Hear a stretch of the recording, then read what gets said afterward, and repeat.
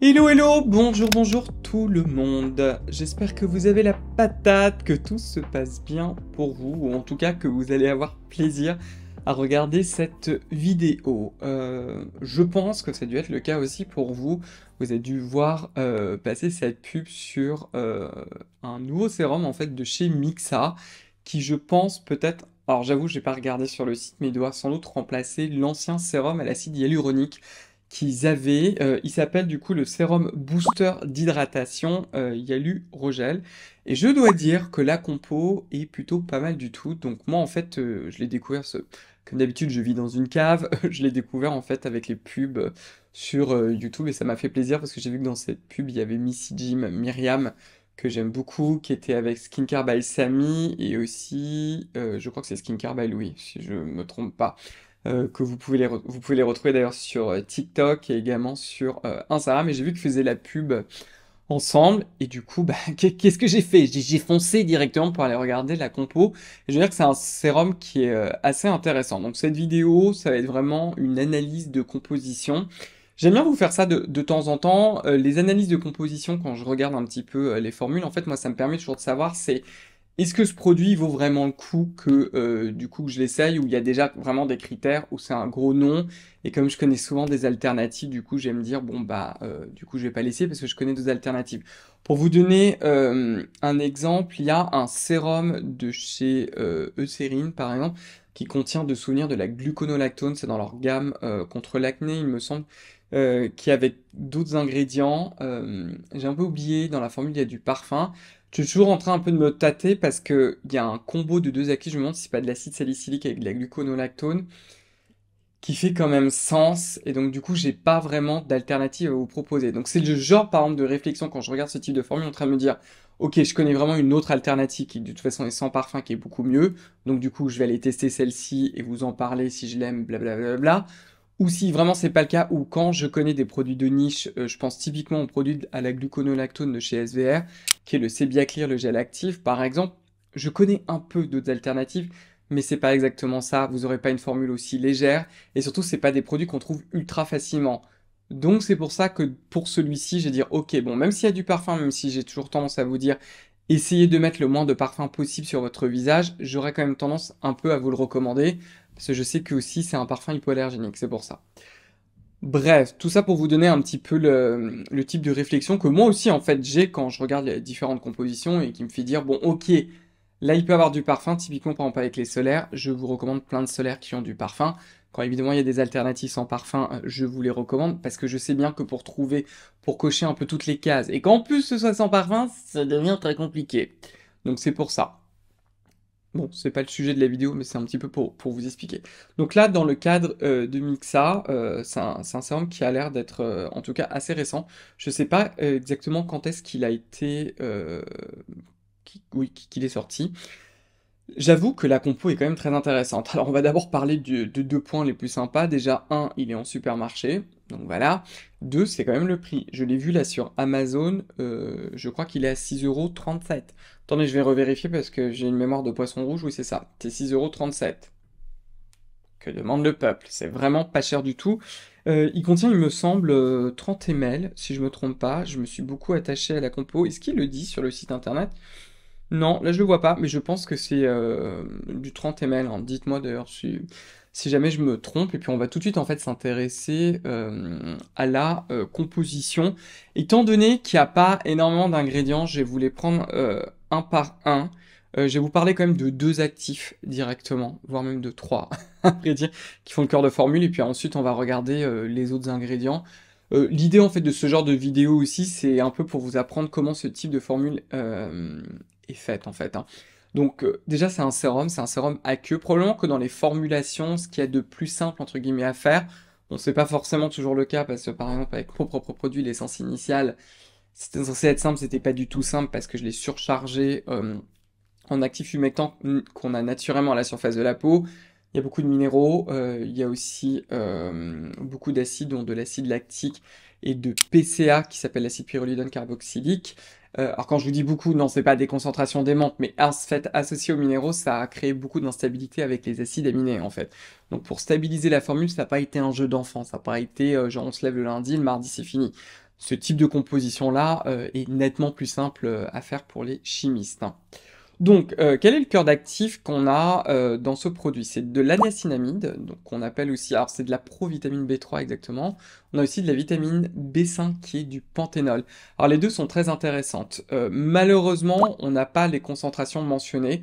Je trouve ça assez dommage parce que par exemple pour la niacinamide, on sait que ça commence à être actif au niveau de la peau à 2 et la majorité des données sont aux alentours de 4 ou 5%. En tout cas, comme vous le retrouvez très haut dans la liste des ingrédients, c'est compatible avec l'idée qu'on a peut-être 4 ou 5%. En tout cas, on croise les doigts j'espère. La niacinamide, je vous en ai souvent parlé. Moi, je trouve que vraiment le super pouvoir de la niacinamide, qui est pas si souvent mis en avant que ça, c'est surtout qu'il est capable en fait d'augmenter la synthèse naturelle des céramides à la surface de la peau et également du cholestérol, probablement aussi des acides gras. Mais ça, c'est statistiquement, il n'y avait pas une bonne déviation. Enfin bref.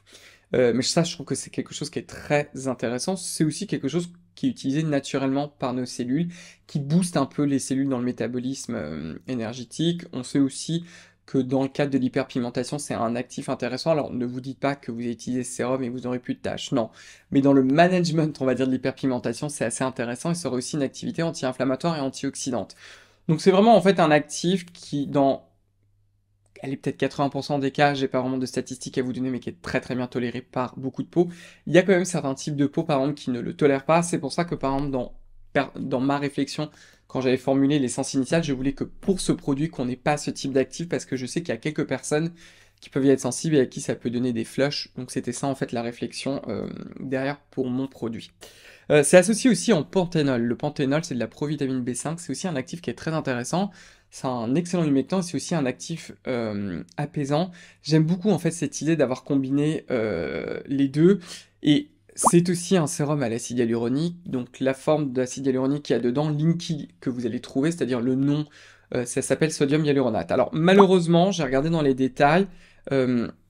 Ils ne disent pas grand-chose dedans, ils disent juste l'acide hyaluronique pur d'origine naturelle, actif dermatologique capable de retenir jusqu'à 1000 fois son poids en eau, il hydrate et repulpe la peau. Alors ça, déjà bon, il y a, je ne sais, je ne compte plus le nombre de marques qui nous balancent retient plus de 1000 fois son poids en eau, c'est pas exactement vrai. C'est l'acide hyaluronique réticulé, c'est-à-dire c'est celui de haut poids moléculaire. L'acide hyaluronique, qu'est-ce que c'est? Ça fait partie de ces familles d'ingrédients qui sont ce qu'on appelle des polymères, c'est-à-dire que c'est la même unité qui est répétée plusieurs fois. C'est exactement le cas de, par exemple, des protéines. Les protéines, ce sont des polymères, ce sont des acides aminés qui s'enchaînent. Plus c'est gros, plus on a une grosse protéine, moins il y en a, plus la protéine est petite, et quand c'est tout petit, on parle de peptides, et en plus là, dans ce cas-là, c'est un polymère complexe, parce qu'on a plusieurs acides aminés, donc on a une infinité de combinaisons possibles. Bon, on va pas rentrer dans les détails. Pour l'acide hyaluronique, c'est un dimère, en fait, c'est-à-dire c'est deux molécules collées qui vont être répétées plusieurs fois. Je vais pas rentrer dans ce détail-là. Ce qu'on sait en tout cas, c'est que la fonction de l'acide hyaluronique, en particulier dans la peau, est déterminée par sa taille. Tout est une question de taille. Physiologiquement, où est-ce qu'on trouve l'acide hyaluronique? On ne le trouve pas à la surface de la peau. Ça, c'est un truc qu'il faut garder en tête. C'est-à-dire que quand c'est utilisé en humectant, et moi je vous recommande aussi plein de produits à l'acide hyaluronique, vous ne le trouvez pas à la surface de la peau. Point barre. Ce n'est pas un humectant qui nous est naturel. Ça ne veut pas dire forcément que ça ne fonctionne pas, hein. Mais en tout cas, c'est pas naturel à la surface de la peau. C'est pas comme ça que la surface de la peau s'hydrate. En revanche, on le trouve sous forme de fragments au niveau de l'épiderme. C'est-à-dire que sous votre barrière cutanée que vous touchez, qui fait d'ailleurs partie de l'épiderme à vrai dire, dans ces cellules vivantes, on trouve des fragments d'acide hyaluronique et on pense en fait que leur rôle, c'est de capter l'eau au niveau du derme qui est encore dessous, pour pouvoir en fait faire circuler cette eau avec autre chose qu'on appelle les aquaporines. Les aquaporines, en fait, ce sont comme des trous en fait à la surface des cellules où les cellules vont communiquer. Donc en fait, ce sont comme des tunnels. Je pense que le terme tunnel va mieux, qui lie en fait les cellules entre et ces aquaporines, c'est surtout l'aquaporine 3 que vous avez dans l'épiderme, ça aide l'eau à circuler en plus de ces fragments d'acide hyaluronique. En vieillissant, il y a tout qui marche moins bien, on perd des aquaporines, on perd également ces fragments d'acide hyaluronique.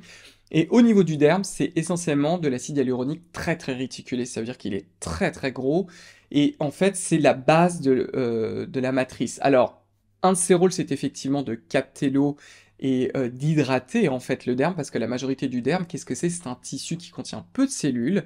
Il n'y a pas énormément de cellules, il y a quand même quelques cellules dont les fibroblastes, mais c'est essentiellement un gel très très complexe qui contient énormément de choses, dont du collagène, dont de l'élastine, dont ce fameux acide hyaluronique, qui en fait est un polymère structurel du derme.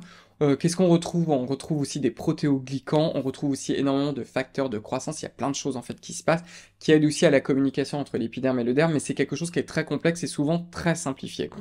On sait également que dans le processus de cicatrisation, quand la peau par exemple elle est coupée, quand elle est lésée, cet acide hyaluronique en particulier au niveau du derme, va être fragmenté, et ces petits fragments, aux alentours de 20 kDa, c'est une façon en fait de mesurer, c'est une unité de poids, donc ils sont tout petits, ils sont pro-inflammatoires, pour stimuler en fait la réparation cellulaire, et tissulaire d'ailleurs.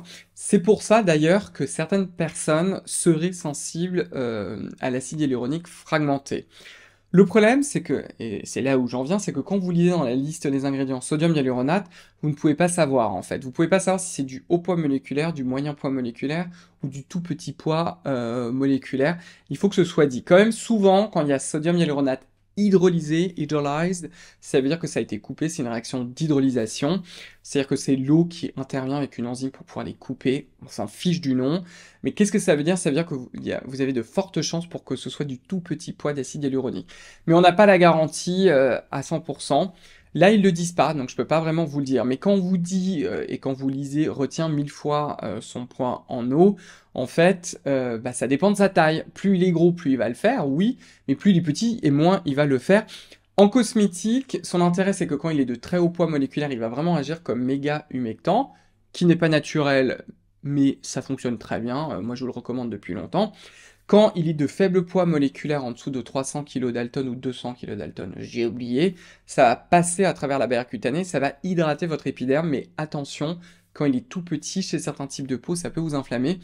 C'est sans doute l'une des raisons pourquoi il y a certaines personnes, et moi je vous en ai pas mal parlé parce que c'est un problème pour certains d'entre vous, vous pouvez avoir une réaction d'inflammation. Bon, là je peux pas vous le dire, mais en gros c'est le cœur d'actifs que vous avez vraiment, il n'y a pas que ça, hein. C'est l'aniacinamide, le panthénol et cet acide hyaluronique. Alors qu'est-ce qu'on a d'autre qui vont compléter cette formule? On va partir d'abord du second ingrédient qui est le pentylène glycol. À titre personnel, je ne suis pas un énorme fan de pentylène glycol. Par exemple, sur Scylla, il est entre guillemets dans ma blacklist, c'est-à-dire que quand je formule les différentes formules, parce que vous n'aurez pas que l'essence initiale, moi c'est un ingrédient que j'ai retiré. Alors pourquoi? Pas parce que c'est le diable, pas parce qu'il va vous tuer, etc. C'est parce qu'on sait que chez certaines personnes sont sensibles au glycol. Les glycols, en fait, en chimie, pour les formulateurs, en fait, c'est des ingrédients qui sont très intéressants parce qu'ils aident à solubiliser certains autres ingrédients. Et également, le pentylène glycol, ce n'est pas le seul. Vous avez par exemple le 1,2-hexanédiol qui est comme ça. Vous avez, il me semble, le butylène glycol, mais peut-être que je me trompe, le propanédiol, ça c'est sûr. Toute cette famille-là, en fait, qui aide à solubiliser les autres ingrédients, ils aident aussi les conservateurs. Donc c'est des boosters de conservateurs, le pentylène glycol, ça l'est aussi. Le souci, c'est que le pentylène glycol, chez certaines personnes, je sais pas pourquoi ça me gratte sur le côté de l'œil, je vais avoir une poussière. Je pars en vrille.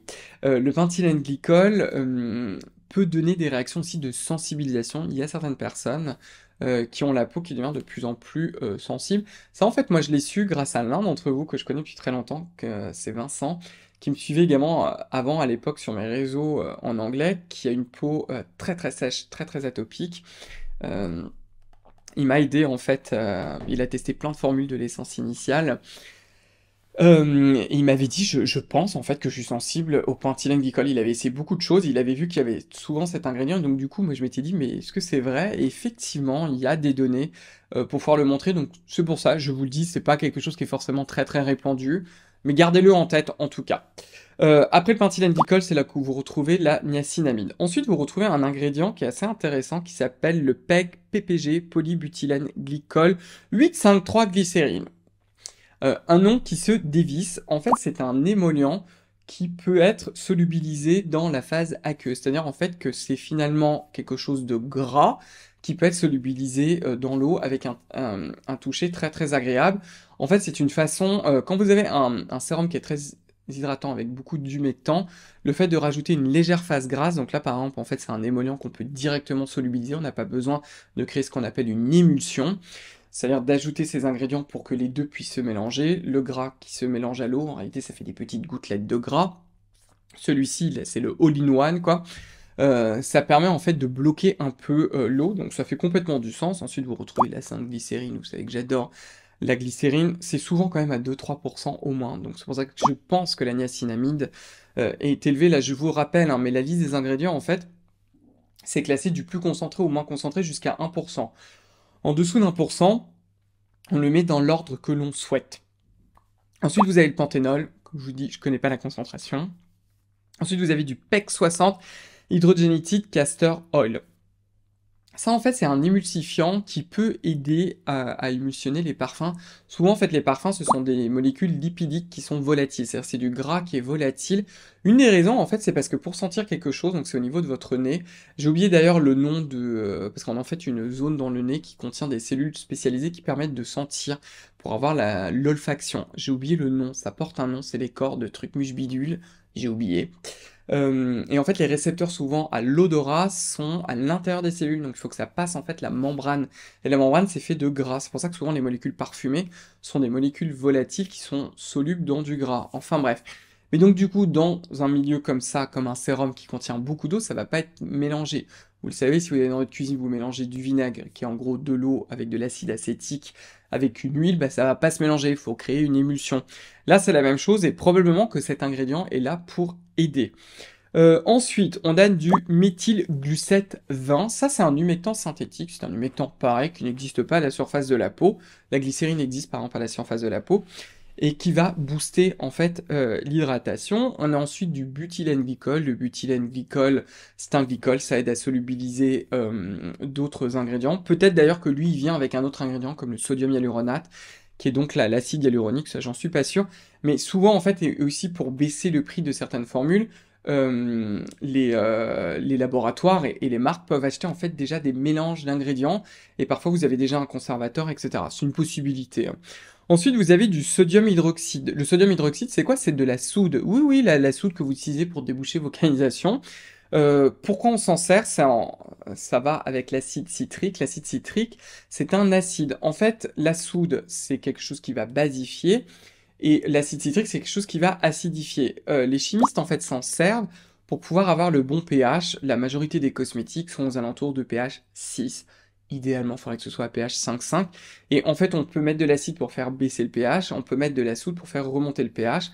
Parfois, il y a même, dans le processus de création d'une formule, on dit qu'il faut neutraliser, c'est-à-dire qu'il faut faire remonter le pH à 7. On peut utiliser de la soude pour ça, si c'est quelque chose d'acide, ou alors on peut utiliser un acide pour le faire baisser. Enfin bref, ça c'est tout le jeu en fait des chimistes. Évidemment, de la soude très très concentrée, ça va vous faire un trou dans la peau. Dans une formule comme ça, il n'y a pas d'inquiétude. Je fais exprès de vous le mettre en avant parce que très souvent, quand on va sur ces saloperies d'applications que je déteste, Yuka et compagnie, on vous dit « Ah là là, il y a cet ingrédient, oh, secours, horreur sur Terre, etc. » La dose fait le poison. Ceci étant dit, avec les parfums, etc., moi je vous invite toujours à les éviter parce que, ça on le sait, mais c'est parce qu'il y a des papiers, il y a de la rationalité derrière, c'est pas juste comme ça. On sait que ça peut être potentiellement irritant, et en plus ça n'apporte pas une plus-value à la formule, donc pourquoi s'en servir, quoi. Ensuite, il y a un ingrédient qui est très intéressant, vous avez de la biosaccharide gum 1, que vous retrouvez aussi dans mon essence initiale, qu'on peut utiliser en fait à très très faible concentration, et qui va augmenter le pouvoir humectant, et en fait c'est issu, alors j'ai oublié, mais c'est en fait un sucre complexe, qui va former en fait un genre de polymère qui va tout simplement absorber l'eau, donc ça c'est très intéressant. Le système de conservation, le caprylyl glycol, le carbomère et la maltodextrine, si je m'en souviens bien, en fait, c'est là pour la texture. Et le dernier ingrédient, et ça je trouve ça un peu dommage, c'est du parfum. Alors ils disent quand même clairement que c'est hypoallergénique. Quand c'est hypoallergénique, ça veut dire en fait que ça a été formulé avec des ingrédients qui ne sont pas les plus connus pour donner des allergies, qui sont susceptibles de donner des risques d'allergie. Est-ce que ça veut dire que vous n'en aurez jamais? Non. C'est toujours possible, et pour certains types de peau, par exemple, c'est un gros non. Je trouve que franchement, le rapport qualité-prix pour ce type de composition, il est quand même waouh, c'est très très bien fait. Et effectivement, ça peut être intéressant à tester, mais quel dommage qu'il y ait du parfum. Moi, c'est le seul truc qui, voilà. J'ai quand même un peu envie de l'essayer parce que je vous avoue que le combo, en particulier pour ce prix-là, niacinamide et provitamine B5, c'est-à-dire le panthénol, niacinamide et panthénol, je trouve ça quand même super intéressant. Et est-ce que les gens, vous avez vu le prix? Et pareil, on a pas mal d'ingrédients humectants, hein. Vous avez quand même de la glycérine, vous avez du panthénol, vous avez de l'acide hyaluronique, puis du biosaccharide gomme 1. Tout ça pour 6 euros, c'est quand même une très très jolie formule. Quel dommage qu'il y ait du parfum, mais c'est assez intéressant. Peut-être que je vais vous le tester. Si je vous le teste, je vous referai une review. Je vous dirai la même chose au niveau du parfum, mais pourquoi pas à retester. Mais là, pareil, hein, on est quand même sur quelque chose en supermarché. Si c'est vraiment trop compliqué pour vous d'acheter quelque chose, parce que je connais des marques, je pense typiquement la Geek and Gorgeous, où vous avez leur sérum qui s'appelle le HA5 Riche, qui lui est sans parfum, qui est ultra humectant, qui est à peu près dans le même ordre de prix, mais si vous vous dites, voilà, moi je veux vraiment pas commander, je veux avoir un truc en supermarché, bah vous avez par exemple quand même celui-ci, bien qu'il ait du parfum. Voilà, j'espère que cette vidéo vous a plu, je vous ai balancé quand même pas mal de choses, alors qu'à la base je m'étais dit, on va y aller doucement, et je suis pas du tout allé doucement, comme d'habitude j'ai un peu envie de dire. Voilà, donc écoutez, prenez bien soin de vous, on va se revoir très très vite pour une prochaine vidéo, et puis ouais, et puis voilà. Allez, à bientôt, bye bye.